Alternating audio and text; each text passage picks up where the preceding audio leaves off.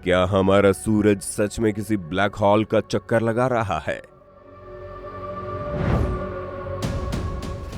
क्या ये black hole ही इस यूनिवर्स के निर्माता है? क्या है इनकी सच्चाई और कैसे बने ये ब्लैक होल?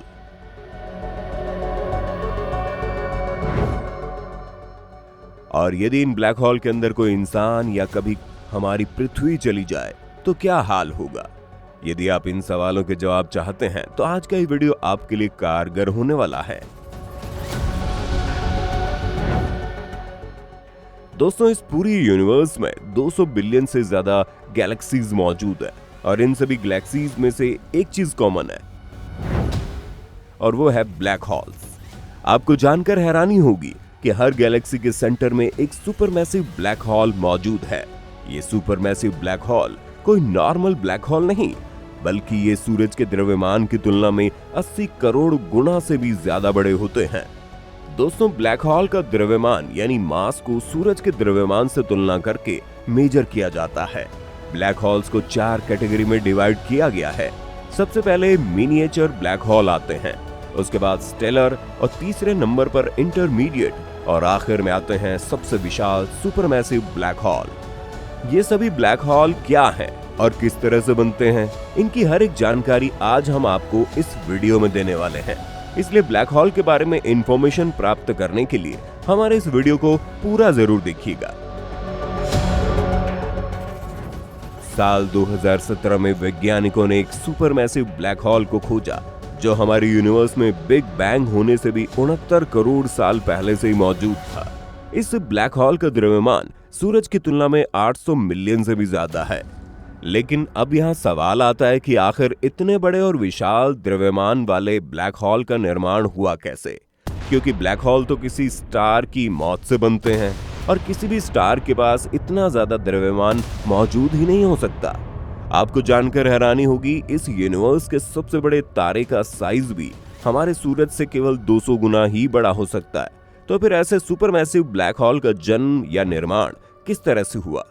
दोस्तों, ब्लैक होल हमारे यूनिवर्स के सबसे डार्क ऑब्जेक्ट होते हैं जिनकी ग्रेविटेशनल पावर इन्फिनिटी तक होती है और इनके अंदर स्पेस और टाइम का कोई भी रूल काम नहीं करता। किसी भी ब्लैक होल का जन्म एक तारे की मृत्यु के बाद ही होता है। किसी भी स्टार की मौत एक सुपरनोवा एक्सप्लोजन में होती है और यदि इस स्टार के पास पर्याप्त मात्रा में द्रव्यमान मौजूद हो तो वो कोलैप्स होकर एक ब्लैक होल का निर्माण कर सकता है।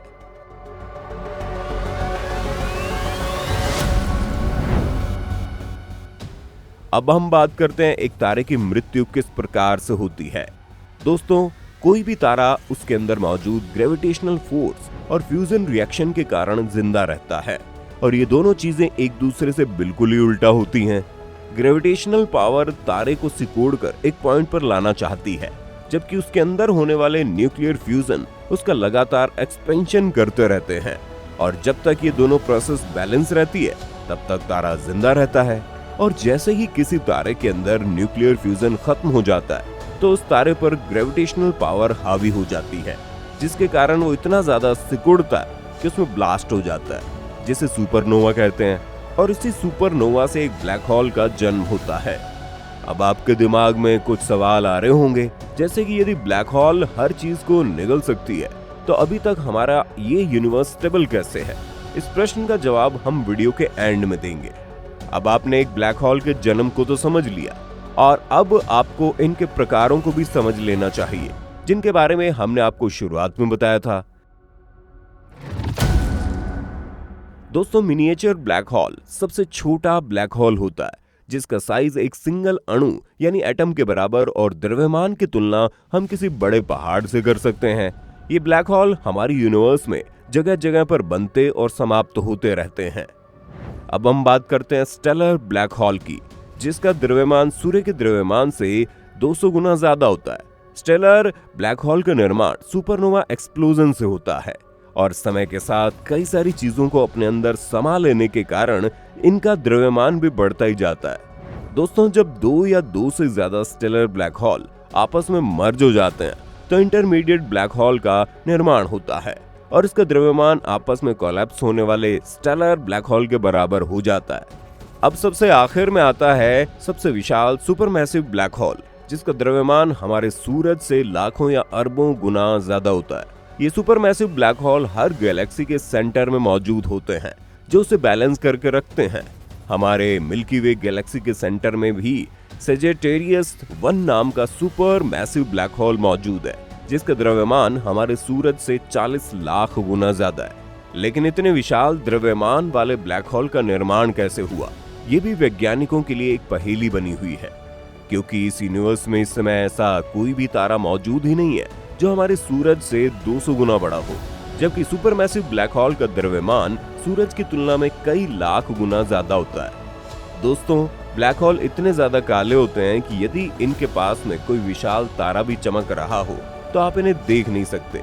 ब्लैक होल किसी भी चीज को एक डिस्क के रूप में निगलते हैं, क्योंकि जब कोई चीज इनकी ग्रेविटेशनल फोर्स में आ जाती है तो पहले इसके चक्कर लगाती है, जिसके कारण ब्लैक होल में भी शनि ग्रह की तरह डिस्क दिखाई देती है। लेकिन वैज्ञानिकों का एक अनुमान ये भी है कि ब्लैक होल के चारों ओर दिखाई देने वाली ये लाइटों की डिस्क उसके अंदर ना जा पाने वाले तारों और गैसों की होती है, जो उसकी ग्रेविटी के कारण उसके चक्कर लगाते रहते हैं और उन्हीं की रेडिएशन से इस डिस्क का निर्माण होता है। दोस्तों, ब्लैक होल के चारों ओर एक बाउंड्री होती है, जिसे इवेंट होराइजन कहा जाता है। इस बाउंड्री को पॉइंट ऑफ नो रिटर्न के नाम से जानते हैं, यानी कि इस यूनिवर्स की कोई भी चीज ब्लैक होल के इस पॉइंट तक जाने के बाद कभी भी वापस नहीं लौट सकती। और ब्लैक होल के अंदर ना तो फिजिक्स और ना ही स्पेस और टाइम का कोई नियम काम करता है। ब्लैक होल किसी स्टार के मैटर के छोटे एरिया में कंप्रेस होने से बनते हैं, जिसके कारण उनकी ग्रेविटेशनल पावर बहुत ही ज्यादा होती है। ब्लैक होल के पास समय भी धीमा हो जाता है, क्योंकि समय गुरुत्वाकर्षण बल पर ही निर्भर करता है। दोस्तों, ब्लैक होल कई सारी चीजों को निगलते रहते हैं, जिसके कारण इनका द्रव्यमान भी बढ़ता रहता है और द्रव्यमान बढ़ने के साथ इनकी ग्रेविटी भी बढ़ती रहती है। लेकिन एक सीमा के बाद जब ये ब्लैक होल बहुत सारी चीजों को निगल लेते हैं, तब इनकी ब्राइटनेस यानी कि इसके चारों ओर बनी हुई डिस्क की रेडिएशन बढ़ने लग जाती है और उसके बाद वो चीजों को निगलना बंद कर देते हैं। हमने आपसे एक सवाल किया था कि यदि ब्लैक होल सब कुछ निगल सकता है तो उसके बावजूद हमारा यूनिवर्स स्टेबल कैसे है। दरअसल दोस्तों, ब्लैक होल का साइज हमारी यूनिवर्स की तुलना में बहुत ही कम है और हमारा यूनिवर्स लगातार एक्सपैंड भी हो रहा है और किसी भी ब्लैक होल का ग्रेविटेशनल फील्ड उसके लिमिटेड एरिया तक ही सीमित होता है, जिसके कारण वो उस एरिया के बाहर की चीजों को अपने अंदर नहीं समा सकता है। अब आप एक बात बताइए, वैज्ञानिक जब ब्लैक होल्स को देख ही नहीं सकते तो उसे ढूंढ कैसे लेते हैं। दोस्तों, दरअसल जब ब्लैक होल के चारों ओर जो डिस्क बनती है उसका तापमान कई मिलियन डिग्री गर्म हो जाता है और उसमें मौजूद गैसें एक्सरे के रूप में बदल जाती है और इन्हीं एक्सरे और वहां आसपास मौजूद तारों पर गुरुत्वाकर्षण बल के प्रभाव की मदद से वैज्ञानिक किसी स्थान पर ब्लैक होल होने का पता लगा पाते हैं। दोस्तों, अब यदि कभी इस ब्लैक होल ने हमारी इस पृथ्वी को निगल लिया या फिर कोई इंसान इसके अंदर चला जाए तो क्या होगा। यदि कभी कोई इंसान ब्लैक होल के अंदर चला जाता है तो उसका वापस आना असंभव है और ब्लैक होल के गुरुत्वाकर्षण बल के कारण इंसान के शरीर में इतना ज्यादा फोर्स लगेगा कि इंसान का शरीर उसके बाल से भी पतले धागे में बदल जाएगा और यही हाल हमारी पृथ्वी का भी होगा। ब्लैक होल के अंदर जाते ही हमारी पृथ्वी बहुत सारे छोटे छोटे टुकड़ों में टूट जाएगी और हमेशा के लिए उस ब्लैक होल के अंदर ही समा जाएंगी।